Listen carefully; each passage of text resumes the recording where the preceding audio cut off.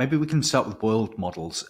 So it's actually something I'm not very familiar with. So can you talk through like what are Yeah, these used for?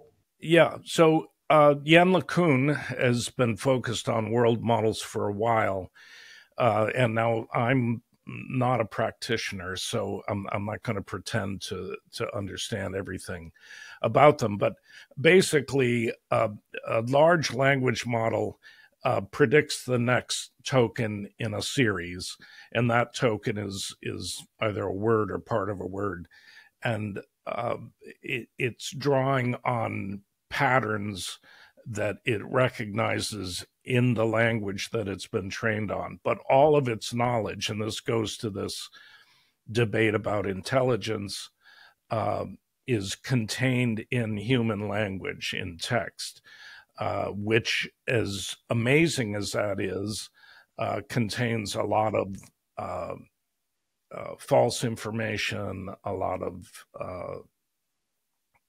old information, and so whatever when the model is going to predict the next token or the next word, it's doing it on a based on the probability of what that word will be, and it does an incredible job. I mean, very comes up with very sophisticated, intelligent sounding responses.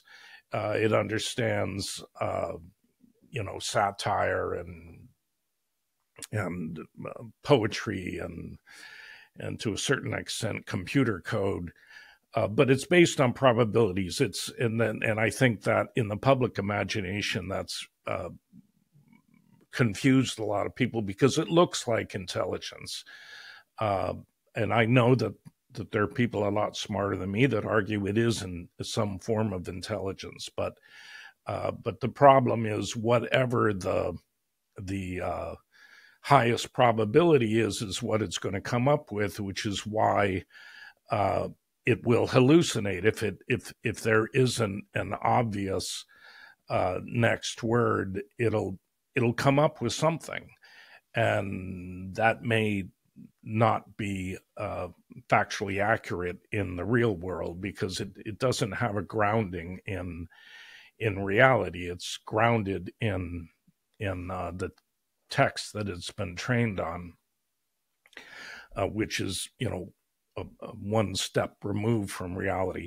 World models train directly uh, on input from the real world without language, and the most immediate way to do that is through video.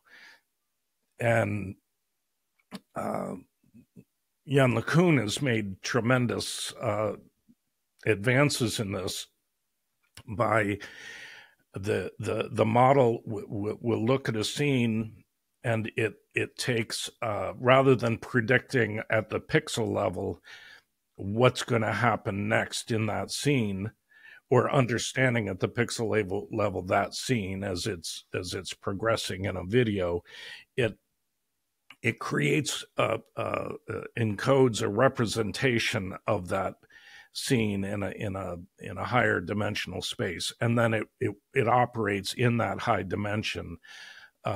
So if you're looking at a scene of a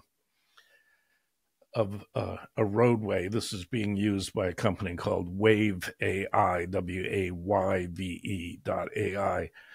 who's got their own world model that's done amazing things.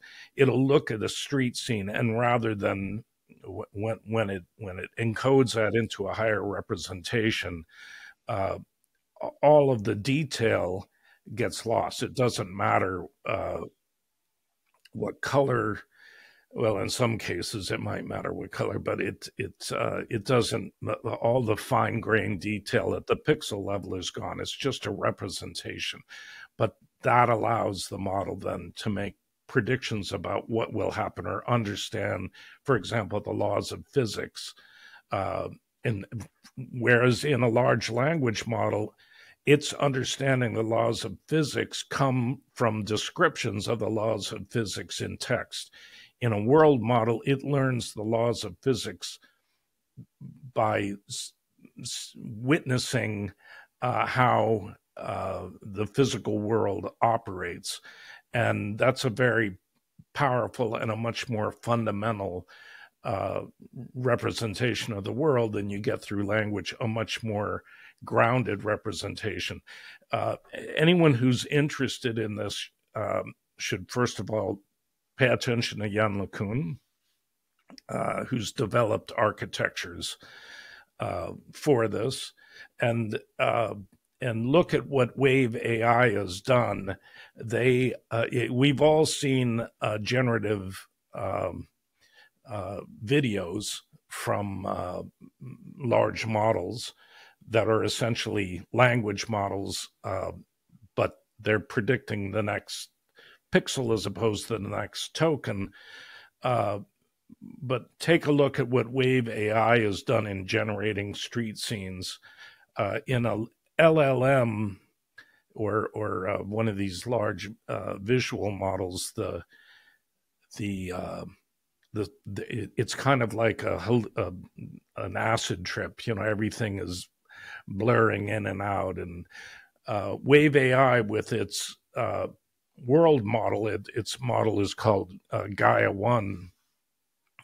It generates video that is very stable, very realistic.